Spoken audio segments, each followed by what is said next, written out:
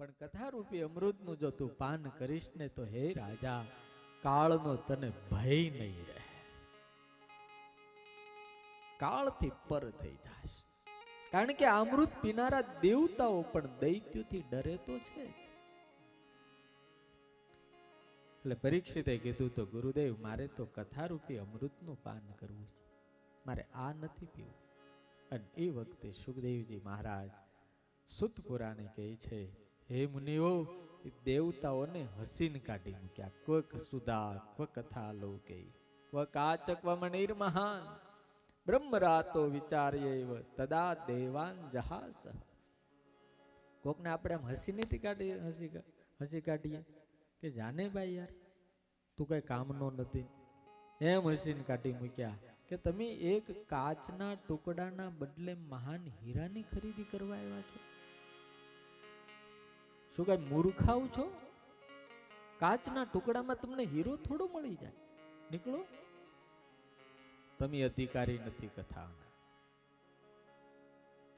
કથા સાંભળવી એ પણ પરમાત્માની કૃપાનું ફળ છે. અને હે મુનિઓ, એ વખતે દેવતાઓ જતા રહ્યા અને સુખદેવજી મહારાજે પરીક્ષિત રાજાને કથા સંભળાવી. 7 દિવસમાં પરીક્ષિતનો ઉદ્ધાર થયો. મેં મારી સગી આંખે જોયું.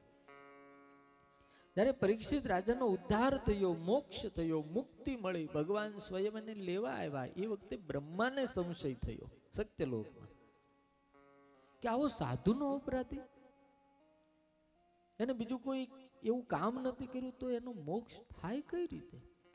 એટલે સત્યલોકમાં બ્રહ્માએ સત્યની તુલા કરી, તાજવું મૂક્યું અને એક બાજુ 17 પુરાણ, ઉપનિષદો અને 4 વેદ મૂક્યા અને એક બાજુ એકલું ભાગવત મૂક્યું. અને એમ શાસ્ત્રોમાં લખ્યું છે કે ભાગવતનું પલ્લું હેઠું થઈ ગયું.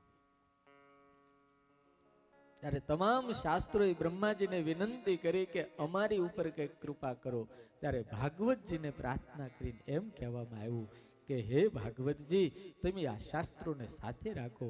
ત્યારે ભાગવતજી એવું કીધું કે તમામ શાસ્ત્રોના અર્ક રૂપે અને સાર રૂપે હું છું, એટલે તમામ શાસ્ત્રોની પણ મારી સાથે સાથે પૂજા થાય જાઓ.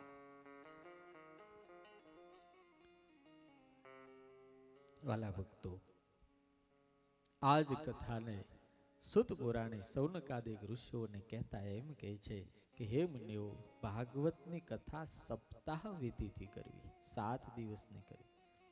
અને આ સપ્તાહ વિધિ એક વખત સૌનકાદિક નારદજીને સનકાદિકોએ સંભળાયો હતો. એટલે આમ જ્યાં કીધું ને એટલે તરત જ તે સૌનકાદિક ઋષિએ પ્રશ્ન કર્યો કે ગુરુદેવ, લોક વિગ્રહ મુક્તસ્ય નારદસ્ય સ્થિરસ્ય ચ વિધિ શ્રવે કુત પ્રીતિ સંયોગ કુત્ર તૈ સહ. નારદજી તો એક જગ્યાએ કોઈ દાડો રહે નહીં. નારદજી તો ફરતા રામ છે. નારદજીને કોઈ આશ્રમ નથી, કોઈ મંદિર નથી, કોઈ મઠ નથી, કોઈ ઘર નથી. તો એને સનકાદિકોની પાસે મળવાનું કેમ થયું, એને એ વિધિ સાંભળવાની ઈચ્છા કઈ રીતે થઈ, એ બધી જ કથા અમને સંભળાવો. એટલે પાછી બીજી કથાનો પ્રારંભ થયો. એક વખત નારદજી આ ધરતીની ઉપર ફરતા ફરતા નીકળ્યા હશે ને એકદમ શોકમગ્ન ભગ્ન હૃદય થઈ ગયા. એને એવું એવું બધું જોયું અને બદ્રીનારાયણની અંદર કોકની શોધ કરતા કરતા આમથી તેમ ભટકતા હતા. એવામાં એમને સનકાદિકોનો યોગ થઈ ગયો. સનકાદિકોએ નારદજીને એવા તીવ્ર ગતિથી જાતા જોયા. સનકાદિકો 4 જણા ત્યાંથી નીકળ્યા પણ નારદજીની દ્રષ્ટિ પણ ન પડી. એટલે કોઈ ચિંતા વાળો માણા હોય ને એટલે આપણને ખબર પડી જાય, કે ભલે નહીં પણ એની ચાલ ઉપરથી ખબર પડે કે આ કોઈ ચિંતામાં છે, ટેન્શનમાં છે. એટલે સનકાદિકોએ બૂમ પાડીને કીધું, કથમ ચિંતાતુરો ભવાન ત્વરિતમ ગમ્યતે કુત્ર કુતશ્ચ આગમનમ તવ કથમ બ્રહ્માદિનો મુખ. એ નારદ, તને ચિંતા હેની છે? કથમ ચિંતાતુરો ભવાન, કથમ બ્રહ્મન દીન મુખ, તારું મોઢું કેમ પડી ગયું? આટલો બધો ઉતાવળથી ક્યાં જા છો ને ક્યાંથી આવે છો? નારદજી આમ જે સાંભળ્યું ને એટલે તરત નારદજી સનકાદિકના પગમાં પડી ગયા. અરે ગુરુદેવ કૃપા કરો, હું તો થાકી ગયો છું, કંટાળી ગયો છું. અરે પણ શું થયું? તને તો કાંઈ એવું, તું તો સંત છો, તું તો સંસારી છો નહીં, બધી ચિંતા સંસારી ને હોય, તારે હેની ચિંતા? પણ ગુરુ હું છે ધરતીની ઉપર ગયો હતો. જ્ઞાત્વા સર્વોત્તમામિતિ અહમ તુ પૃથ્વીમ યાતો. સર્વ કરતા ઉત્તમ ધરતીને જાણીને ધરતી ઉપર ગયો. ના પશ્ચમ કુદ્રજિત શર્મ મન સંતોષકારક. પણ ક્યાંય મેં સુખ ન જોયું, શાંતિ ન જોઈ. મારા આત્માને ટાઢું થાય એવું મેં ક્યાંય જોયું નહીં. તો સનકાદિકો કે તે શું જોયું કે? નારદજીએ જે આ લોકમાં જોયું બહુ ભયંકર હતું. નારદજી કહે છે, પુષ્કરમ પ્રયાગમ ચ કાશીમ ગોદાવરીમ તથા હરિક્ષેત્રમ કુરુક્ષેત્રમ શ્રીરંગમ સેતુ બંધનમ. બધા તીર્થોમાં જ ફર્યા. હું આટલા તીર્થોમાં ગયો, પણ સત્યમ નાસ્તિ તપ શૌચમ દયાદાનમ ન વિદ્યતે. ક્યાંય સત્ય નથી, કોઈ સાચું બોલતા નથી. અને મોબાઈલ આવ્યા પછી લગભગ જાજુ ખોટું જ બોલે છે લોકો. હા, બધાને છેતરવાનો હારામાં હારો ઉપાય મોબાઈલ છે. વાત ક્યાંય ઊભા કરતા ભાઈ એમ કે હમણાં 1 મિનિટમાં જો ને તારે સામે આવું. ઘણા તમારી પાસે બેઠા હોય ને કોઈ કે ભાઈ ક્યાં જો આ રસ્તામાં હાલ્યો આવું છું, લે એને એટલી ખબર ન પડે ક્યાં ખોટું બોલી છે, કોની આગળ બોલી છે. સત્યમ નાસ્તિ. તમે ક્યારેક કલ્પના કરજો કે આપણે નાના સ્વાર્થ માટે ખોટું બોલી અને એનું જે પરિણામ આવે ને એ બહુ ભયંકર હોય છે. શા માટે ખોટું બોલવાનું? જેટલું વધારે ખોટું બોલશો એટલી તમારી જીભ, તમારી વાણીની તાકાત, તમારા મુખનું તેજ ઓછું થઈ જાય. ખોટું ના બોલો. સત્યમ નાસ્તિ તપઃ શૌચમ દયા દાનમ ન વિદ્યતે. તપ નથી કોઈની પાસે રહ્યું. હવે તપ તો આપણે એમ થાય કોઈ કરતા જ નથી ને. એકાદશી હોય તોય આપણે હરખી એકાદશી ન કરીએ કે, રામનવમી ન કરીએ કે, શિવરાત્રિ આવે તો એનો ઉપવાસ ન કરીએ કે, અને ઉપવાસ કરે તો ફરાળનો તો ભાર ન હોય. એટલે તપ નથી. શૌચ એટલે શુદ્ધતા, ચોખ્ખાઈ. કેવી શુદ્ધતા? થાળી સરસ મજાની રૂપાળી ચોખ્ખી હોય એમ નહીં, શુદ્ધ જોઈએ. ચોખ્ખા કરતા, ક્લીન કરતા શુદ્ધિ જોઈએ. ઘણા થાળી હોય ને જરાક પાણી વાળી હોય તો એટલે તરત ખીમામ લૂછી ને પછી આપણને આપે આ થાળી ખાઈ લો. હવે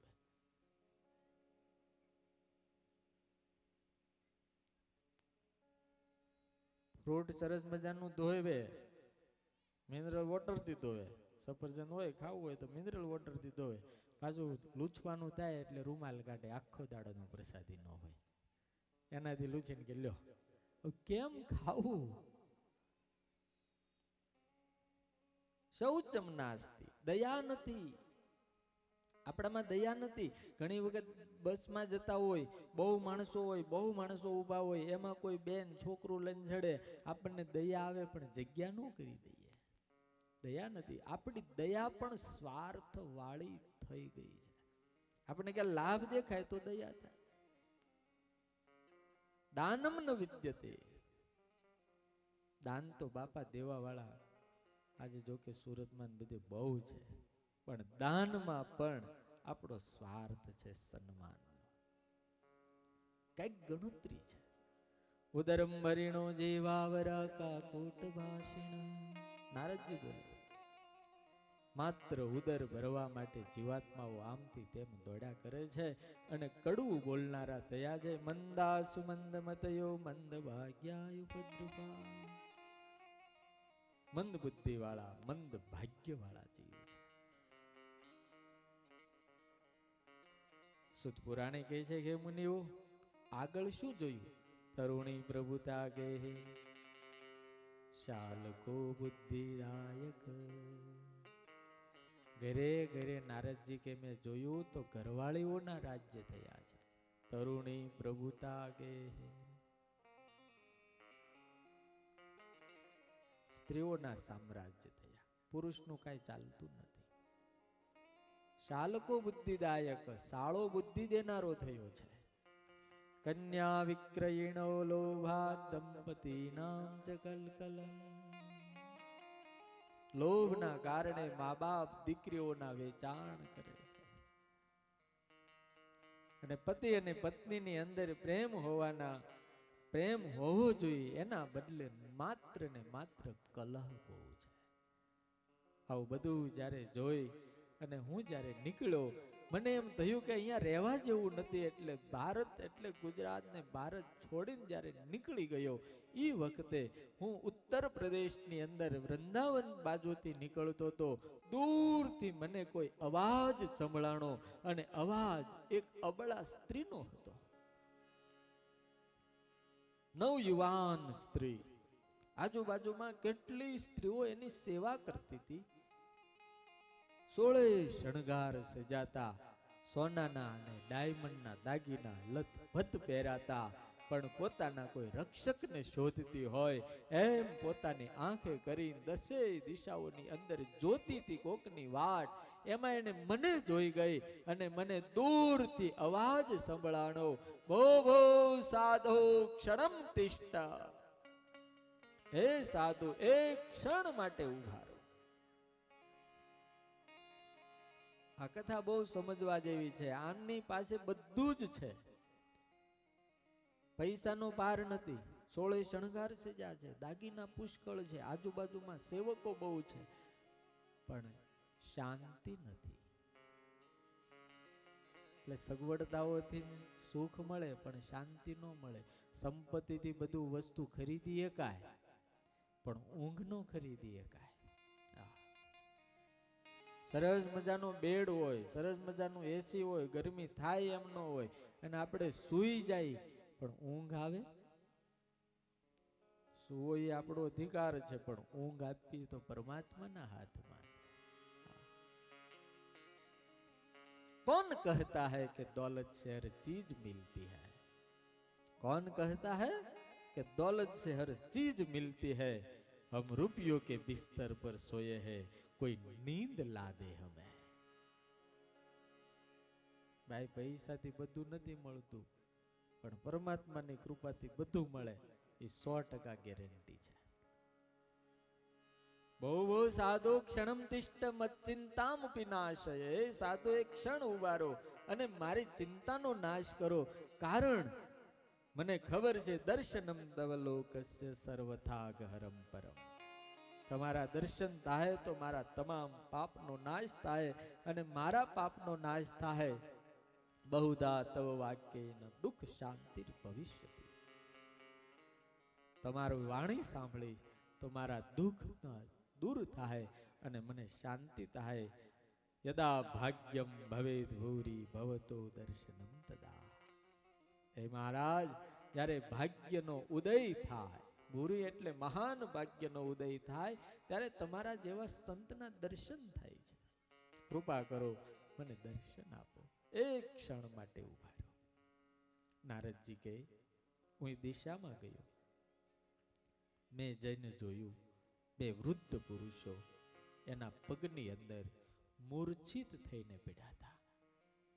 કેટલી સ્ત્રીઓ જળ લઈને ઊભી હતી, ફળ લઈને ઊભી હતી, પકવાન લઈને ઊભી હતી. કેટલી સ્ત્રીઓને વીંઝણો નાખતી હતી, અને તે છતાં એ જે અબળા હતી, એકદમ દુઃખી હતી, પોતાના કોઈ રક્ષકને ગોતતી હતી.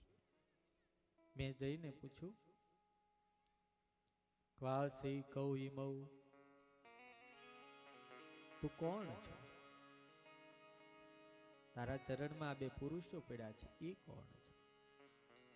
વદદેવી સવિસ્તારમ સ્વસ્ય દુઃખસ્ય કારણમ. હે દેવી, તારા દુઃખનું કારણ મને જલ્દી બતાવ. અને એ વખતે પેલી સ્ત્રી બોલે છે હાથ જોડી, હે ગુરુ, હે નારદજી, મારું નામ ભક્તિ છે. અહમ ભક્તિ ખ્યાતા ઇમૌ મે તનયો મતો જ્ઞાન વૈરાગ્ય નામાનો કાલ યોગે નજર જરો. કોઈ સદગુરુ વગર છે ને ભક્તિને માર્ગ નથી મળતો. કોઈ સાધુ વગર સુખ નથી મળતું. સાધુ છે ને આપણા માર્ગો એકદમ મોકળા કરી દે. એ ગુરુ, મારું નામ ભક્તિ છે. આ બંને મારા પુત્રો છે. અકાળે વૃદ્ધ થયા છે. ભાગવતની કથા ચમત્કારી તો જુઓ તમે. માં યુવાન છે અને એના બંને દીકરા હાવ ગઢા થઈ ગયા, મૂર્છિત થઈ ગયા, માથાના વાળ ખરી ગયા, મોઢામાં દાંત રહ્યો નથી. ભક્તિ કે મને ખબર પડતી નથી આમ કેમ થયું. નારદજી કે મેં પણ વિચાર કર્યો કે આવું કેમ થયું. હે નારદજી, કઈક કૃપા કરો. નારદજી કહે છે કે તારો જન્મ ક્યાં થયો? બહુ સરસ વાત આવે. એટલે ભક્તિ કે ઉત્પન્ના દ્રવિડે સાહમ વૃદ્ધિમ કર્ણાટકે ગતા ક્વચિન ક્વચિન મહારાષ્ટ્રે ગુર્જરે જીર્ણતામ ગતા. એ નારદજી, દ્રવિડ દેશની અંદર એટલે તમિલનાડુની અંદર મારો જન્મ થયો. કર્ણાટકમાં હું મોટી થઈ. મહારાષ્ટ્રમાં જ્યારે હું આવી એટલે મને ક્યાંક ક્યાંક પોષણ મળ્યું. પણ જેવી મેં ગુજરાતમાં પ્રવેશ કર્યો એટલે હું ગઢી થઈ ગઈ. એટલે મેં ગુજરાતનો ત્યાગ કરી દીધો. ગુજરાતને છોડીને યમુનાના કાંઠે જ્યારે આવી, મને તો મારી યુવાની પ્રાપ્ત થઈ, પણ મારા જે બંને પુત્રો છે જ્ઞાન અને વૈરા, એ હાવ ગઢા થઈ ગયા અને મૂર્છિત અવસ્થામાં પડ્યા છે. એને હું જગાડવાનો પ્રયાસ કરું છું પણ જાગતા નથી. કંઈક કૃપા કરો. આ આપણી જ કથા છે. મારા ને તમારા હૃદયની અંદર જ્ઞાન અને વૈરાગ બંને જણા બેઠા છે. એ જાગે છે, ક્યારેક જાગે ને પાછા ક્યારેક સુઈ જાય. એટલે નારદજી કહે છે કે હે મુનિઓ, મેં મારી વીણાને એક બાજુ મૂકી, મારી કડતાલને એક બાજુ મૂકીને એના કાનની અંદર વેદના મંત્રનો ઘોષ કર્યો, ગીતાનો પાઠ કર્યો, ગાયત્રી મંત્રનો ઘોષ કર્યો અને ઓલા જ્ઞાન અને વૈરાગ આળસ મરડી બગાજા ખાઈને બેઠા તો થયા, પણ જેવા મારા મંત્રો પૂરા થયા પાછા બગાજા ખાઈને હોઈ ગયા. આપણે આવું જ થાય. આવી કથા હોય ને એટલે પાછા જાગે. એવા જાગે એમ થાય કે હવે જાને આપણે રોજ એક વખત મંદિર જવું છે, એક વખત જવું જ પડે ને. ભગવાને માણા બનાવ્યા છે, આટલું ધ્યાન રાખે છે. આ દુનિયામાં આપણું બધામાં વધારેમાં વધારે જો ધ્યાન કોઈ રાખતું હોય તો માત્ર ઠાકોરજી રાખે. તમને આમ અહેસાસ થાય ક્યારે? હું તમને ખાલી બતાવું. આપણે હાલ્યા જતા હોય ને પડી જાય, ઠેસ વાગે પડી જાય અને હાડક્યું ન ભાગે ઊભા થઈ જાય, એ રક્ષા કોણે કરી? મેં કેટલાય એવા જોયા છે કે હાલ્યો જાતો હોય, જરાક પડી ગયો હોય તો પગ ભાંગી જાય. આપણી રખેવાળી કરે છે કોણ? ભગવાન કરે છે. આ મિનિટે અને આ સેકન્ડે કેટલાય લોકો બેઠા બેઠા ગુજરી જાય. આપણે મસ્ત રીતે શ્વાસ લઈ ગઈએ કે છે, એ કોકની કૃપા નથી? કેમ લાગે તમને? કાંઈ પણ કર્યા વગર આમ બેઠા બેઠા જુવાન જોત હોય ને, હાવ જુવાન હોય તો અટક આવી જાય, નથી આવી જતા. ક્યાંક ને ક્યાંક પરમાત્મા આપણી સાથે છે, આપણને જીવાડે છે, આપણને હસાવે છે. આપણને રમાડે છે. એટલે રોજ એકાદ વખત મંદિરે જાવું એ આપણી ફરજમાં આવે છે.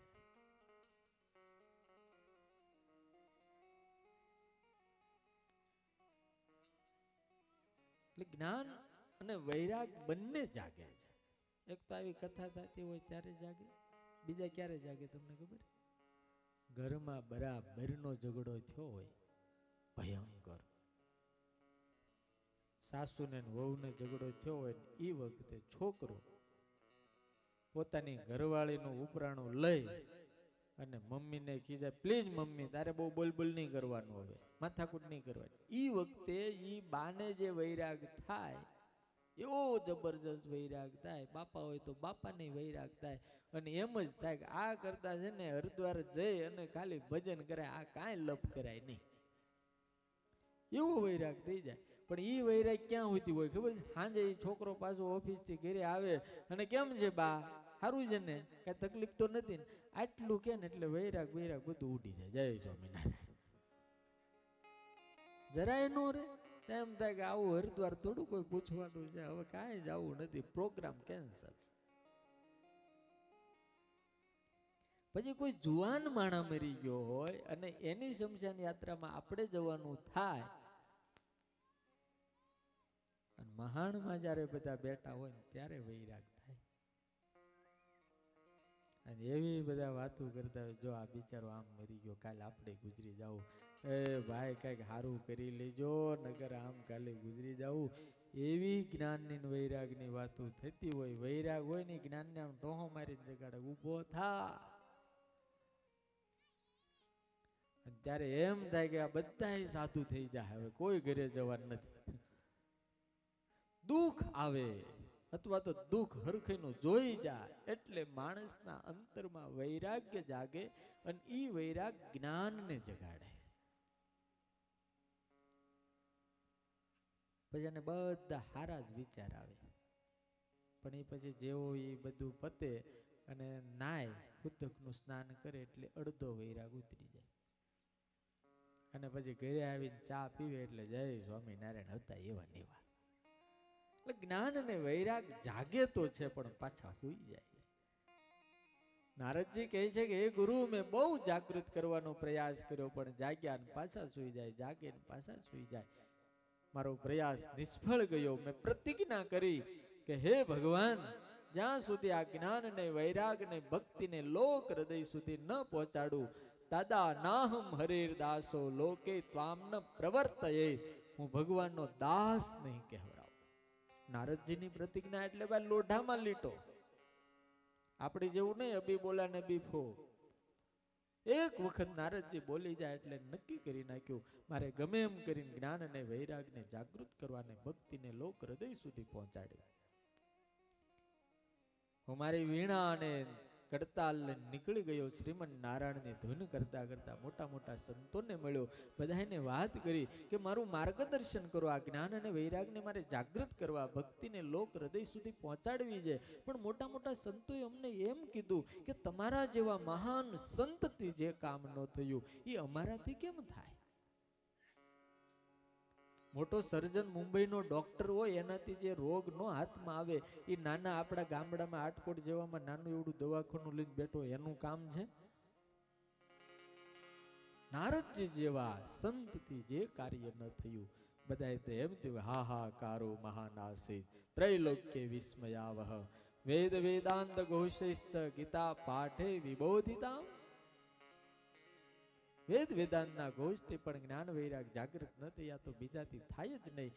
આ વાત વાખાય લોકમાં કહેતો ફરતો તો, પણ કોઈથી જ્યારે એનું સોલ્યુશન ન થયું એટલે પરમાત્માને પ્રાર્થના કરી, ભગવાને આકાશવાણી દ્વારા કીધું, હે નારદ, જ્ઞાન અને વૈરાગ્યને જાગૃત કરવા માટે તું સત્કર્મ કર. મેં બધાને પૂછ્યું સત્કર્મ એટલે શું, પણ સત્કર્મનો સવાલનો જવાબ ન મળ્યો. ભગવાને ફરીને આકાશવાણી દ્વારા મને એવું કીધું કે આ સત્કર્મ તને કોઈ સંત સમજાવશે. જો ભાઈ સાધુ અટવાય ત્યારે એને સાધુ પાસે જ જવું પડે. સાધુ સિવાય છૂટી ગયો નહીં. સંતની કૃપા થાય ને તો બધું જ હેલું થઈ જાય, બધું જ સહેલું થાય. નારદજી કહે છે કે હે ગુરુ, હું ભટકતો ભટકતો ફરતો ફરતો અહીંયા આવ્યો છું, તમારા દર્શન થઈ ગયા, કૃપા કરો, જ્ઞાન વૈરાગ જાગૃત થાય એવી કૃપા કરો. અને એ વખતે ચારે ચાર સનકાદિકોએ માથે હાથ મૂકીને કીધું, નારદ, આવડો મોટો સંત થઈને તને એટલી ના ખબર પડી સત્કર્મ કોને કહેવાય? સત્કર્મ તો અનેક છે નારદજી, પણ જ્ઞાન અને વૈરાગ અને ભક્તિને જાગૃત કરવા માટેનું સત્કર્મ એક જ એવું છે. યજ્ઞ થાય, જપ થાય, તપ થાય, વ્રત થાય, દાન થાય, આ બધાય સત્કર્મ છે. પણ જ્ઞાન વૈરાગને જાગૃત કરવા માટે સત્સંગ એટલે ભાગવત સપ્તાહ વિધિ કરાવતું, સપ્તાહ પારાયણ કરાવ. અરે ગુરુદેવ, ભાગવત કથા કરવાથી જ્ઞાન વૈરાગ જાગૃત થાય? તો કે હા ભાઈ થાય. પણ મેં તો વેદના મંત્રોનો ગાન કર્યું, ગીતાનો પાઠ કર્યો, તોય જાગૃત નથી. અને ભાગવત કરવાથી જાગૃત થાય? આ ભાગવત તો વેદનું ફળ જ છે ને. હા નારદજી, પણ નારદ, હું તને એક પ્રશ્ન પૂછું. સનકાદિકો કહે, આંબો હોય તો આંબાના કણે કણની અંદર કેરીનો રસ છે કે નહીં? તો કે હા મહારાજ છે. એના પાંદડે છે, એના થડમાં છે, એના મૂળમાં પણ રસ છે. તો રસ પીવા માટે તારે કેરીની કેમ જરૂર પડે છે? સીધું થડમાં બટકું ભર તો રસ આવે? તો કે ગુરુ ના આવે. નારદજી કહે છે, સનકાદિકો કહે છે કે નારદ, વેદ છે ને એ તો આંબાનું થડ છે, વૃક્ષ છે, અને ભાગવત તો છે ને એને લાગેલું રસમય ફળ છે. એ ફળ પીવાથી રસ આવે, થડે બટકા ભરવાથી નો આવે. નિગમ કલ્પતરોર ગલિતમ સુગમુકા અમૃત દ્રવ સંયુતમ પીવત ભાગવતમ રસમાલયમ મુહુરહો રસિકા ભુવિ ભાવુકા. નિગમ કલ્પતરોર ગલિતમ. આ ફળ પાછું એવું છે, ભાગવત રૂપી ફળ એવું છે. પીબત ભાગવતમ રસમ, પીવો, ખાવ નહીં. રસમાલયમ, પૂર્ણ રસ. એમાં છોતરું નથી, ગોટલું નથી. લ્યો, છોતરું ગોટલા વગરનું ફળ પીવાનું. પણ ક્યાંથી પીવાનું? મોઢેથી ના. આ ફળ એવું છે, આ રસ એવો છે. મુખથી નહીં પીવાનું, કાનથી પીવાનું.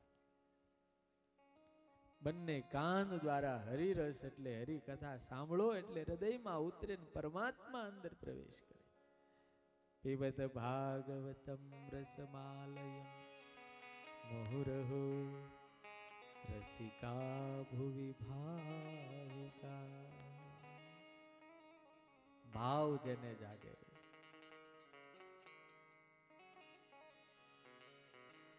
અને ભાવ સંતોએ કીધું છે કે પુણ્ય વગર પ્રગટ થતો નથી.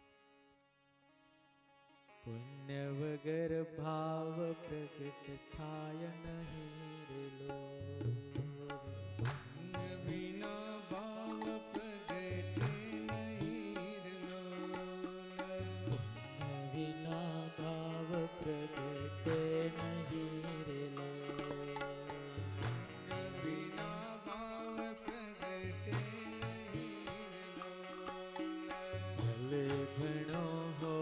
ચારે વેદ જો પુણ્ય વિના ભાવ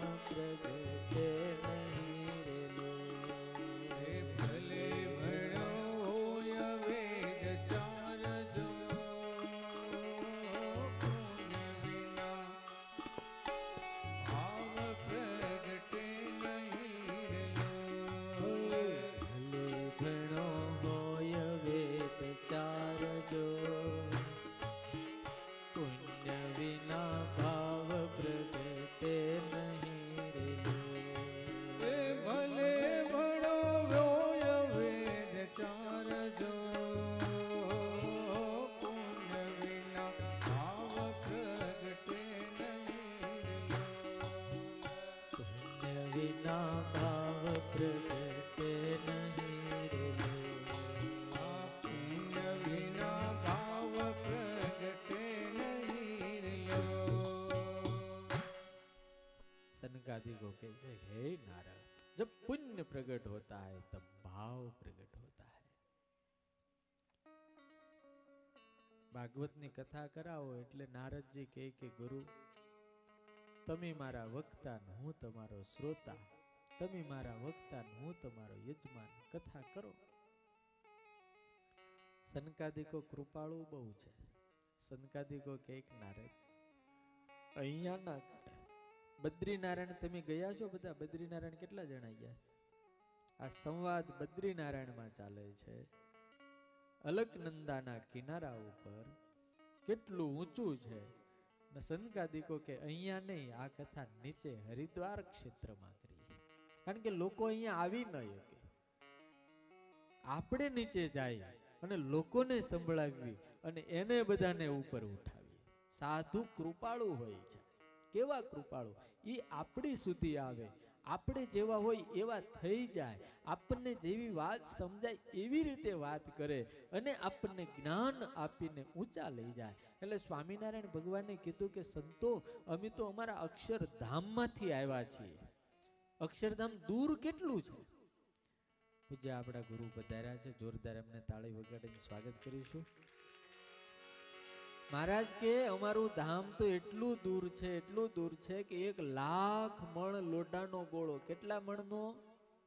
1,00,000 મણ લોઢાનો ગોળો અક્ષરધામમાંથી પડતો મૂકીએ, એ વાયુના ઘસારે કરતા કરતા કરતા અહીંયા આવે ત્યાં સુધીમાં રજકણ જેટલો રે કે ન રે, આટલું બધું દૂર.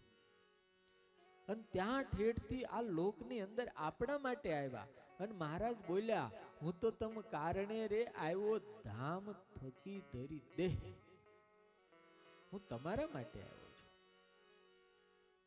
એમ સાધુ પણ પોતાનું ધ્યાન, પોતાનું તપ, પોતાની સાધના બધુંય એકુર મૂકીને લોક કલ્યાણ માટે ગામડાઓની અંદર, સમાજની વચ્ચે, ગામડે ગામડે, અરે ખેતરે ખેતરે ફરે, હરી કથા અખંડ ગાયા કરે. આ પૂજ્ય સ્વામી રોજ તમારા ગામમાં કથા કરે. આવે કેટલા જણા? તોય કલાક કલાક રોજ કથા. એટલે કોઈ સંતોને માટે ગાયું, હરિરસ પીવે બીજાને પાય, હાચા સાધુ એમ હોય. પોતે પીવે બીજાને પાય, અખંડ કથા કર્યા. એ હરિરસ પીવે બીજાને પાય, સાધુ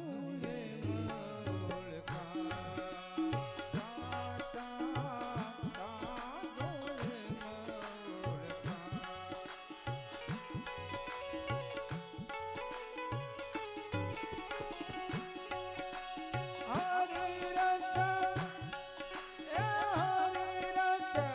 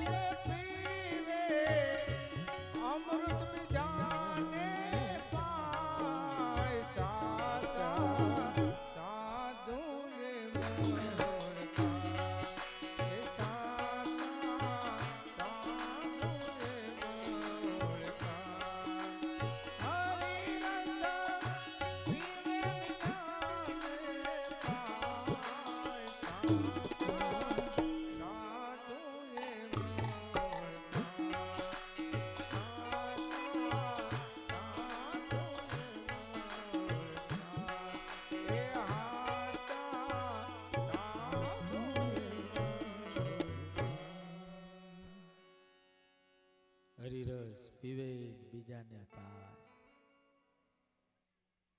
સાચા સાધુ એમ ઓળખાય. બંધ થઈ ગયું લાગે.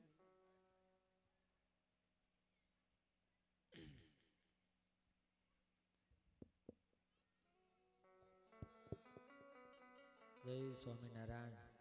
હમણાંનું હરખું આવ્યું આવ્યું. આમ લાઈટ આપણી ક્યારેક જતી રહેવાની છે. હરિરસ પીવે ને બીજાને પાય, નકર શાંતિથી ખાય બેહી રહે તો એ સાધુને કઈ વાંધો આવે એમ નથી. પણ લોક કલ્યાણ માટે અખંડ કથા વાર્તા કરે, ભગવત ગુણ ગાય, ગામડે ગામડે ફરે. સ્વામી જ્યારે ગામડાઓમાં પેલા બહુ ફરતા ત્યારે એની ગાડી તો તમે જોઈએ જ હોય, મેં જોઈ. પાછળ ખટેરો, એ ખટારાની અંદર ગેસનો બાટલો કે ચૂલો, પછી માયક, તબલા, મંજીરા, બધું. એ કે શાસ્ત્રી આપણે ગમે ત્યાં જાય ને ભગતને તકલીફ નહીં, બધું જ આપણી હારે હોય. એને સીધા બેહારીને ભગવાનની વાતો જ કરવાની, કોઈ પણ રતિ સ્વાર્થ નહીં.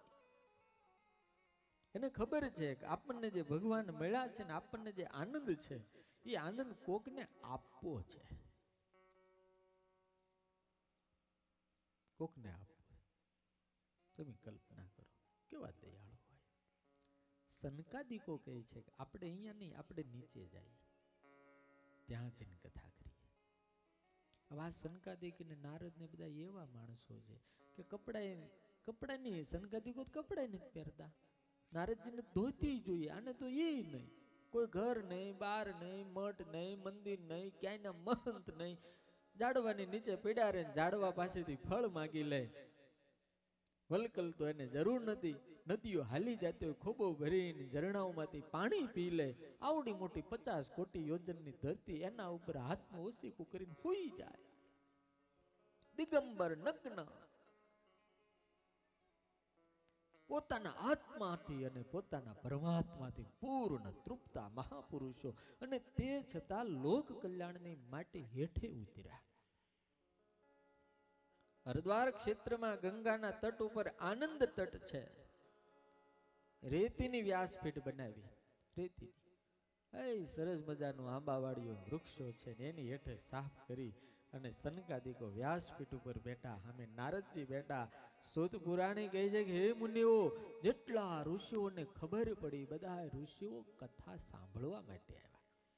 ભાગવતમાં સ્પષ્ટ લખ્યું છે શું શું મૂકીને ભાગવતની કથા સાંભળવા.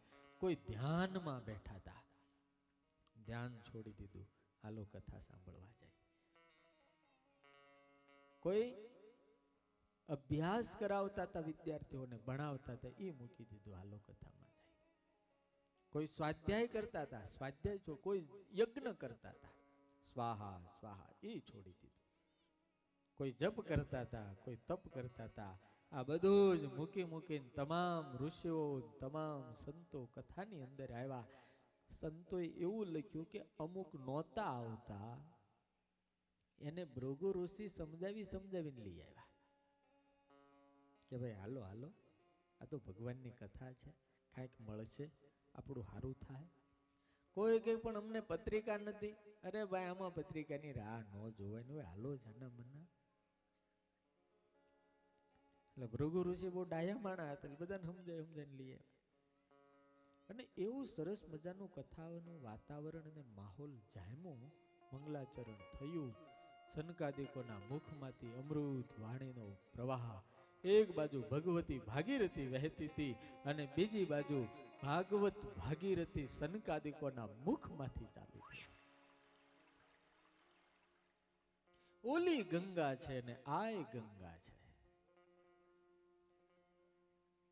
ગંગા કાંઠે જઈ આવે ને અમારા શું નામ છે, હે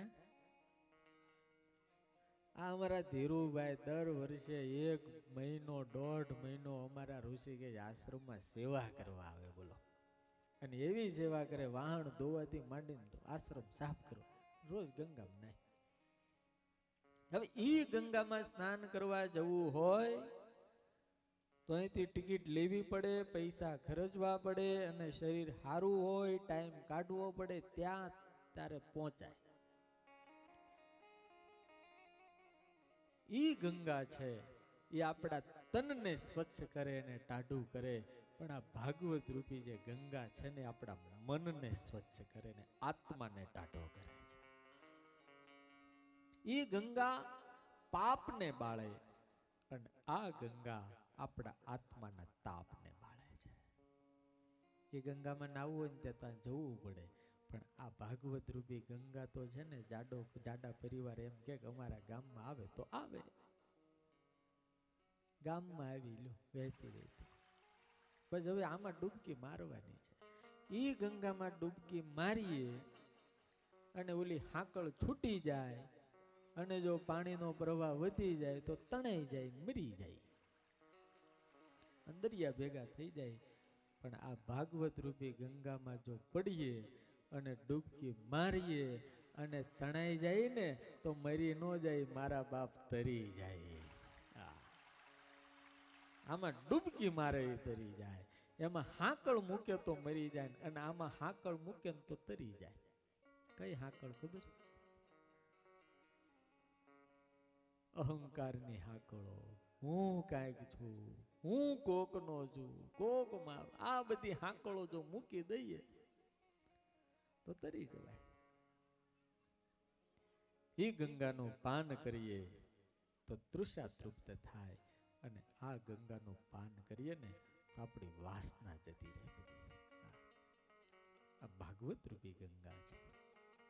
સુખદેવજી મહારાજ સુત પુરાણી કહે છે, હે મુનિઓ, જ્યાં ભાગવતની કથાની શરૂઆત થઈ, તમામ ઋષિ મુનિઓ પધાર્યા.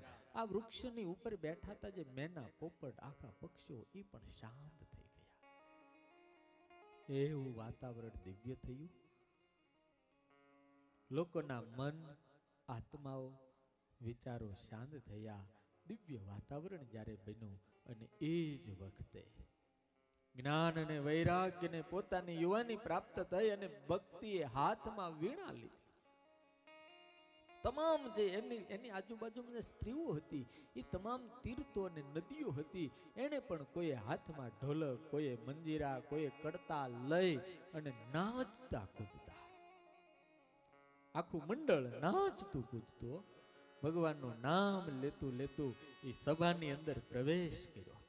શ્રીમન નારાયણ નારાયણ નારાયણ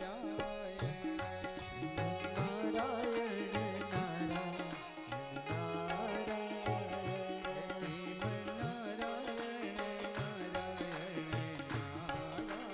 જય હો. તાળી પાડો બધા.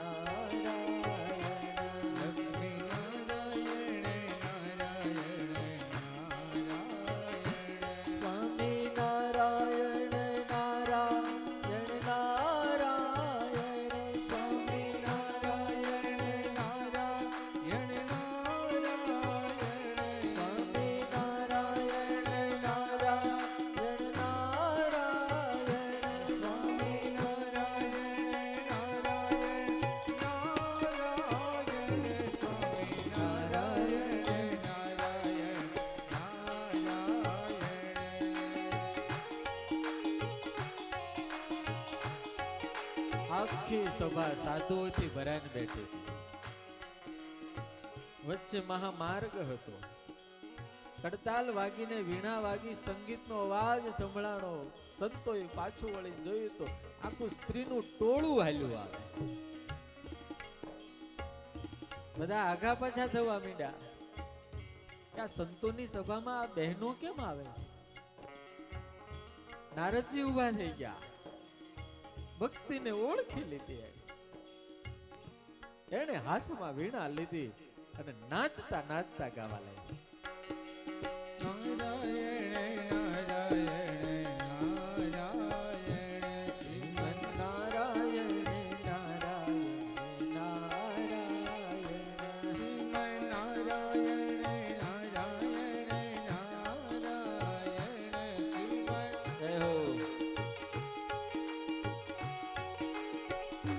સ્વામી નારાયણ નારાયણ નારાયણ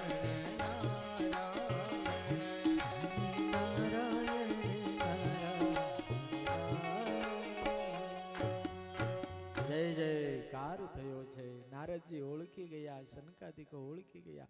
સભાની સામે વ્યાસપીઠની સામે આવીને ભક્તિએ હાથ જોડ્યા. નારદજીને વંદન કર્યા. હે નારદ, તમારા કારણે મારા દીકરાઓ યુવાન થઈ ગયા છે. કાયમ યુવાન રહેવાનો હારામ હારો ઉપાય ભજન છે. તમારે બ્યુટી પાર્લરમાં ન જવું હોય ને ચામડી ચમકતી રાખવી હોય તો ભાગવત સાંભળો. આનો ઉપાય આ છે. લ્યો, ભાગવત બતાવે, જાવું જ ન પડે. અને જોવો સંતો, અમારા ગુરુને કોઈએ જોયા હોય તો ખબર, 85-86 વર્ષની ઉંમરે અથાણાવાળા સ્વામી ધામમાં ગઈ. અમારા ગુરુ કોઈ દાડો હાબુથી નાયા નથી, પણ એના શરીરમાં દુર્ગંધ નથી આવતી. આ તો શરીરમાં જ આવે ને. કોઈ દાડે એને પાવડર લગાડ્યો નથી, પણ 85 ઉંમરની ઉંમરે એનો કોઈ ફોટો પાડે તો 35 વર્ષના યુવાન કરતા વધારે રૂપાળો આવે એવી ગેરંટી આપું તમને. ભક્તિનો પ્રભાવ, ભક્તિનો પ્રભાવ.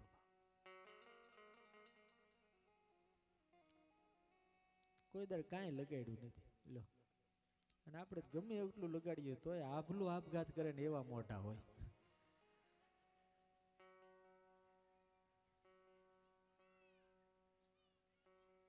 ભજનમાં તેજ છે, ભજનમાં ચમત્કાર છે.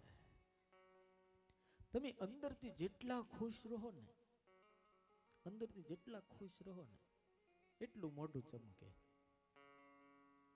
પણ આપણે અંદરથી ટામ ઓલા થઈ જાય એટલે પછી મોઢા બિચારા ઢીલા થઈ જાય. એ શું કરે હવે? ટેન્શન. એટલે આજે ઓલું નથી, ડિપ્રેશન નીકળ્યું છે, નકરું નવું ડિપ્રેશન.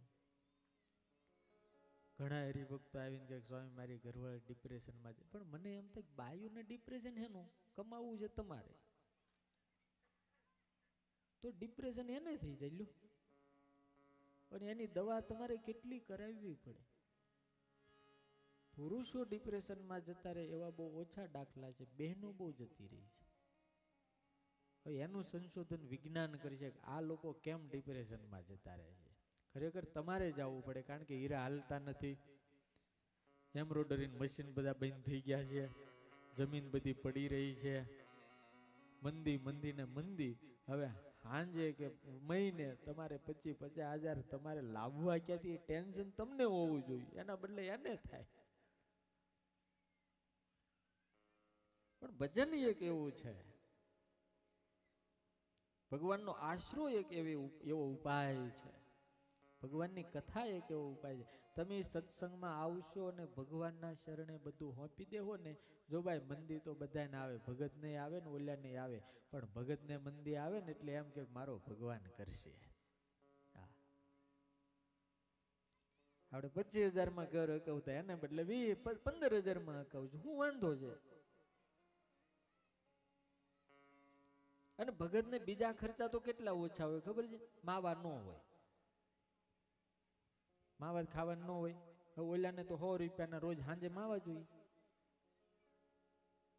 પછી થમ્સઅપ પીવે નહીં, કોકો કોલા પીવે નહીં, હોટલમાં ખાવા જાય નહીં. ભગતને આ બધું કાંઈ નહીં. એટલે સ્વામિનારાયણ ભગવાનની માટે તેવું લખાણું, એ સત્સંગ કુસંગીના ફેલમાં તો સત્સંગીના રોટલા નીકળી જાય. કુસંગી લોકો જેટલા ફેલ કરે, હોટલમાં જઈને આમ તેમ જે કઈ ખાય પી, એટલા રૂપિયામાં તો આનો ચૂલો હાલે, ઘર હાલી જાય. લ્યો, એટલે સત્સંગથી ફાયદો ફાયદો ફાયદો ફાયદો જ છે. તમે સત્સંગમાં આવો તો ખરા યાર, નિયમ પાળો તો ખરા. કોઈ પણ પ્રકારનું નુકસાન નથી, કોઈ પણ પ્રકારનું નુકસાન. આજે કદાચ તમે ખોટું બોલીને કોઈને છેતરી લીધા હશે, પણ બરાબર કરવાનું કામ તો ઠાકોરજીનું હોય છે ભાઈ. હા, એટલે ભક્તિ ને જ્ઞાન વૈરાગ એવા જાગૃત થયા, યુવાન થયા. નારદજી વંદન કરવા માંડ્યા. નારદજીએ કીધું કે હે ભક્તિ, તારામાં તો એવી શક્તિ છે કે તું કોઈ સ્વપચને પણ આમ આંગળી સીધીને એમ કહે કે હે ભગવાન, આને તમારા ઘરમાં લઈ જાઓ તો એને તેને મુક્તિ મળે. મુક્તિ તો તારી દાસી છે, જે ભક્તિ કરે છે, જે ભજન કરે છે, એને તો અષ્ટ સિદ્ધિ નવ નિધિ એને આંગણીએ ઊભી મુક્તિ એની નરસિંહ મહેતાએ ગાયું. ભૂતળ ભક્તિ પદાર્થ મોટું બ્રહ્મ લોકમાં નાહી. પુણ્ય કોરી અમરાપુરી પામ્યા અંતે 84 માં હી રે. ભજનનો પ્રભાવ કઈક અલગ છે. ભક્તિએ કીધું મને સ્થાન આપો, એટલે સનકાદિકે કીધું બધાયના હૃદયમાં બિરાજમાન થાવ. તમામના હૃદયમાં ભક્તિ જ્યારે વિરાજમાન થઈ ત્યારે આખું વાતાવરણ ફરીને પાછું બદલાણું અને ભરીને મારી ભાગવતની કથા ચાલુ થઈ. અને એ વખતે સ્વયં ભગવાન નારાયણ પોતે, ઉદ્ધવ, અર્જુન, પ્રહલાદ ને આ બધાને લઈને, ધ્રુવને બધાને લઈને ઠાકોરજી સ્વયં પ્રગટ થયા. ભગવાન પ્રગટ થયા અને કીધું માગો માગો માગો, તમારે જોઈએ તે આપું. એટલે સનકાદિક નારદજી એટલું જ કીધું, પ્રભુ અમારે બીજું કાંઈ જોતું નથી, કૃપા કરી અને જ્યાં જ્યાં કથા થતી હોય ને ત્યાં તમે આવીને વિરાજમાન થાજો. ભગવાને વરદાન આપ્યું કે જાઓ સનકાદિકો, જ્યાં કંઈ પણ મારી કથા થતી હશે ને ત્યાં હું સાક્ષાત બિરાજમાન થશે. ભગવાન આજે માગવાનું કે પણ આપણે આવું ન માગીએ, આપણે કંઈક બીજું માગીએ. ભગવાન કે માગવાનું કઈ ઓછું નથી કહેતા. હા, એક જણો શ્રાવણ મહિનાની અંદર મહાદેવજીની પાસે જઈ 5-10 બીલીપત્ર ચડાવીને 1 લોટો પાણી ચડાવ્યું, થોડુંક દૂધ ચડાવી અને હાથ જોડીને કે હે મહાદેવજી, રિદ્ધિ દે, સિદ્ધિ દે, અષ્ટ નવ નીતિ દે, ઘરવાળી સીધી દે, ફરવા ફરારી દે, સરસ મજાની વાડી દે, 50 લાખ રોકડા દે, બાકીના હપ્તા કરી દે. મહાદેવજીને એમ દુઃખ માળો, આ તો બધું